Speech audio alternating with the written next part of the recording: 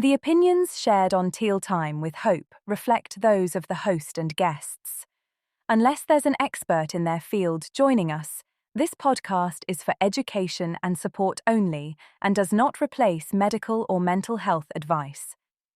Please always consult a licensed professional for your personal care. Hello, everyone, and welcome to Tilt Time with Hope. I am the host, Hope, and I hope everyone is doing well. So, as this episode drops at the end of July, I hope you all had a fun, safe, beautiful 4th of July for those who celebrated the birthday of these United States, that is. And additionally, I hope your July has been a peaceful month thus far. Of course, I hope everyone is also making sure to stay hydrated and only going out if you need to go out in this extremely hot summer that pretty much not just in America, but all around the world. Please just stay safe. At any rate, as for me, July has been, well, to be completely honest, July has always been a bit hard. It's a tad heavy on the heart because my mom's birthday was on July 21st. For those who might not know my full story yet, we lost our beautiful mom back in 2020 due to COVID. Without a doubt, it was one of the hardest things that my heart has ever experienced. She wasn't just my mom, she was my best friend. And we may not have seen eye to eye on things like religion and politics and other things as well. But she loved me fiercely, despite all of it. And I loved her just as deeply right back. She was someone so incredibly special to me, and to lose her while I was in the middle of fighting my second cancer recurrence, well, saying it was a heartbreaking time is a massive understatement. But you know what? Here's the thing. It was actually thinking about my mother that inspired me with today's topic, which is a deeper look into how I first got started in ovarian cancer awareness and advocacy. My desire to tell the world about this disease started all the way back in 2012, right when I was going through my own grueling treatments. Sitting in those treatment rooms or in the bedroom where my mom and my stepdad lived, being depleted and exhausted, well, I knew in my heart that I didn't want any other woman to go through what I was experiencing. I realized women needed to know 3 fundamental things. First, that a disease called ovarian cancer actually exists, because yours truly didn't know anything about it before I was diagnosed. Second, what the symptoms are, because I knew nothing about this insidious disease, so I had no idea what to look out for. And third, you cannot let fear get in the way of seeking medical advice. Looking back, my body was talking to me. Then it started screaming at me, and yet I didn't see a doctor. Why? Because I was scared. Combining a total lack of awareness with ignoring my body out of pure fear, that could have very well killed me. And that is why I created like this lovingly humorous saying, which is, don't be like Hope, don't be a dope. It is not by any means making fun of myself, but just exactly what that means, which is don't do what I did, please. So yeah, a passion grew within me, inside of me, to tell anyone and everyone. To some, that might have seemed a little bit ambitious for somebody who hadn't even gotten through treatment. I could see that, but I just felt it in my bones that despite this late stage 3C high-grade serous diagnosis, I was going to make it, that life would move on, and I would keep going forward. And in doing so, I was going to share my story and spread that much-needed awareness. So yeah, after I finished treatment, I returned to Saudi Arabia, and I say the word return because I had been there from 2009 to 2011, 4 months before I was diagnosed. Anywho, I was teaching at a private academy there in the city of Riyadh, the capital city, and I was able to start spreading some awareness. I had some amazing colleagues and amazing students that wanted to help me. And what better way than to be a part of the first ever World Ovarian Cancer Day, which was on May 8th in 2013. The students learned about the disease and, of course, my colleagues as well. And at the end, a group of us got together and we all held one piece of paper that had a word on it. And when you put it all together, it spelled out World Ovarian Cancer Day, May 8th, 2013, Riyadh, Saudi Arabia. How awesome is that, right? I just smile thinking about it. It felt so good to give back, y'all. In Saudi Arabia, the prevalence of ovarian cancer is much, much lower than it is in America. And I want to look at some numbers in layman's terms, which is, how I like to understand things. So in America, the lifetime risk of a woman developing ovarian cancer is about 1 in 91. In Saudi Arabia, that lifetime risk drops to roughly 1 in 300 to 400.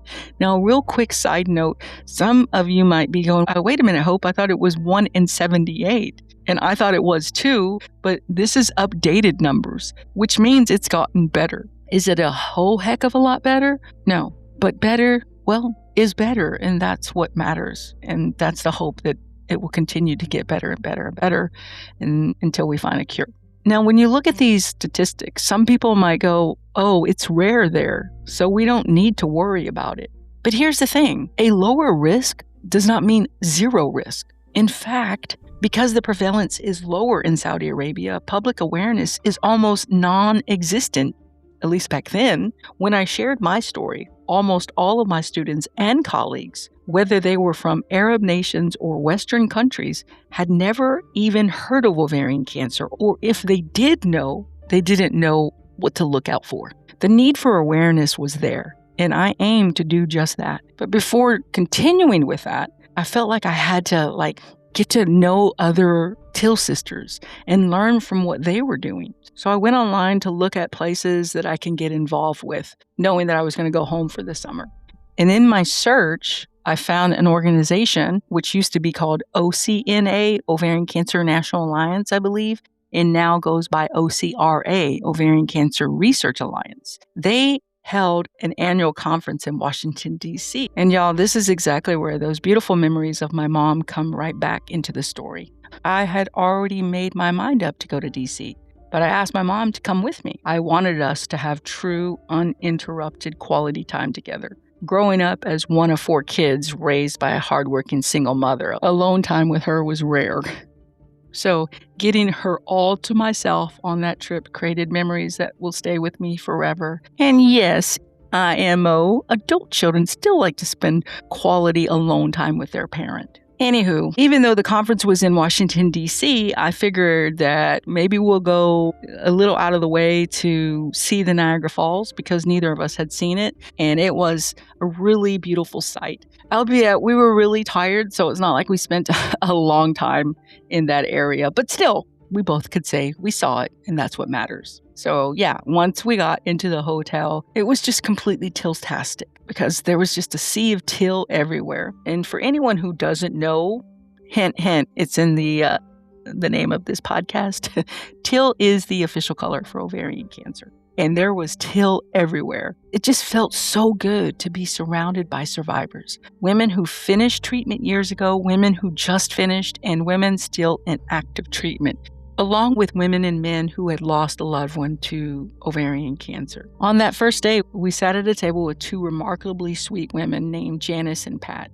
We got close so fast, and they made that entire weekend extra special. Tragically, both Janice and Pat have since passed away from the disease. But their memory stays with me, and meeting people like them and organizations like Hope for Heather, started by Frida and Gary Weeks in memory of their daughter Heather, completely catapulted my passion. We even got to go to Capitol Hill to lobby our state representatives. We asked for 3 things: $22 million in ovarian cancer research, to change the name of an oral chemotherapy pill, and by doing so, it would make it way more affordable. And lastly, to push for lawmakers to help with spreading ovarian cancer awareness. And one of those ways was to wear teal on Wear Teal Day, which is the first Friday in September. It was an incredibly inspiring experience. And it was because of all that ignited in me even more this fire, this desire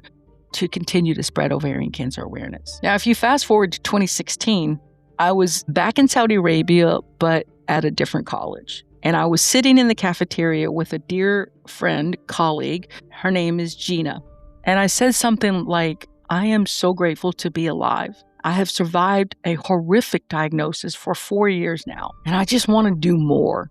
I just want to do more with spreading this awareness. My friend looked at me and said that she wanted to help and that she was going to see how she could help.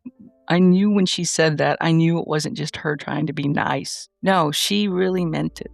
And she came through. She had talked to our principal, and when we got the green light, oh gosh, it was on like a Donkey Kong. When I say we turned that college till, I am not exaggerating. The students, the teachers, the staff, everyone jumped in. Students baked and sold till cupcakes. They sold food and drinks, and somehow somebody even tried to sell a live turtle. Don't ask me how or why a turtle was involved. I only found out after the fact. As far as my students, for my class, they walked in wearing custom t-shirts that read, "Once you choose hope, anything is possible," with a till ribbon that was right next to the word hope. That was a surprise. I didn't know anything about it. And apparently they got that quote from a picture they saw on my Instagram. My heart was completely melted, seriously. And also, by the way, throughout the month, and in addition to all the students and everybody getting together and doing everything to spread awareness and to raise funds, as it was a fundraiser as well, to give to the Saudi Cancer Foundation, I was able to have like a Q&A session on the stage inside the auditorium where I sat on a chair, and then one of the staff members also sat next to me and asked me questions, and I would answer them about my story and about ovarian cancer. And then she would also translate it from English to Arabic. And at the very end, students were allowed to ask questions. We did it in rotations of roughly around 200 students at a time, meaning that I was on that stage and relived everything over and over again until I had spoken to almost all 2,000 young women. It was incredibly emotional, though. Even though I had already written my book, Hope Through Cancer, speaking it out loud was a different beast. Students were crying in the audience. I'm not saying all of them, of course. I'm not even saying a majority of them, but there were students crying, and I'm sure it didn't help that I got quite emotional when I was sharing my story. But also, I can imagine that there were students who probably knew somebody in their family or had a friend that may have died of cancer. And I knew also, because students told me that, they were worried for me. They were concerned or scared that maybe it would come back. And I understood that. Now, one afternoon, the sheer weight of it hit me. I became so overwhelmed that I left the teacher's room and went into like a little kitchenette area and just kind of cried right there because I didn't want anybody to see me. That's just who I am. But one of my colleagues ended up walking in, and she saw me, and right away she gave me this big hug. Looking back, I realized it was a mix of overwhelming joy that talk with my friend in the cafeteria produced something so amazing, combined with a wave of some post-traumatic stress. Reliving some of the most absolute terrible days of my life over and over, it can take a toll. And it's okay to cry. There's absolutely nothing wrong with that. I just didn't want to cry in front of anybody. Anyway, by the time the event ended, we had raised over $7,000 for the Saudi Cancer Foundation. More importantly, though, there wasn't a single student or employee in that building who could ever say that they didn't know what ovarian cancer or its symptoms were. And it would not have happened if I hadn't have spoken to my friend about wanting to do more. And of course, if she hadn't have done her part, because that's too important not to mention. It was a team effort in every type of way. It's a memory that I think of fondly when I think about my time in Saudi. Now, towards the end of 2018, I left Saudi Arabia and I headed back here to Texas. And honestly, it was a good thing I did, because it was shortly after arriving that I found out cancer had returned. It returned twice, in fact, in a very short amount of time. But through it all, I never wavered in my belief that I was going to be all right. And obviously, yeah, I am still here. It has been over 5 years since my last treatment,